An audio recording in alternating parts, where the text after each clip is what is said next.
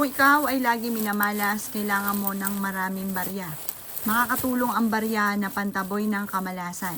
Or kaya po parang piling ninyo mailap ang swerte.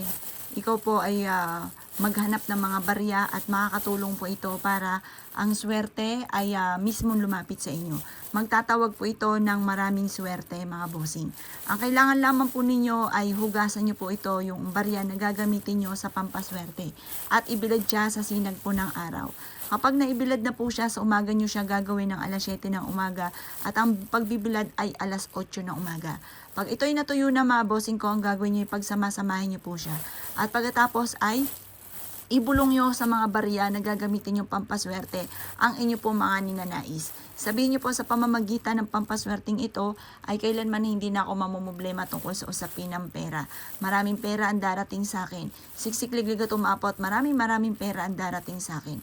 I-wish nyo na ang lahat ng inyong mga kahilingan na walang gamit na sana direct to the point.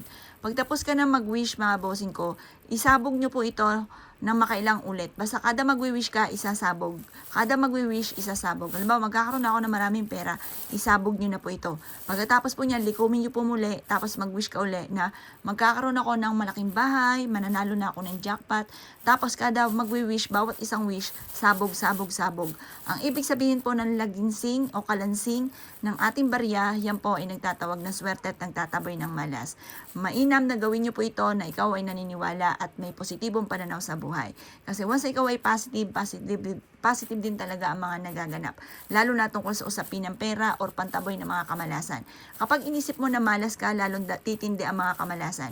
Kaya i-reverse nyo ang mga nagaganap. Imbis na nakamalasan ay puro kaswerte naman ang inyong iisipin at lagi-lagi nyong sasabihin. Subok na po ito, napakaswerte po nito. Kaya kung kinaniwala at gagawin nyo po ito, gawin nyo na po ito na mula sa inyong pong puso.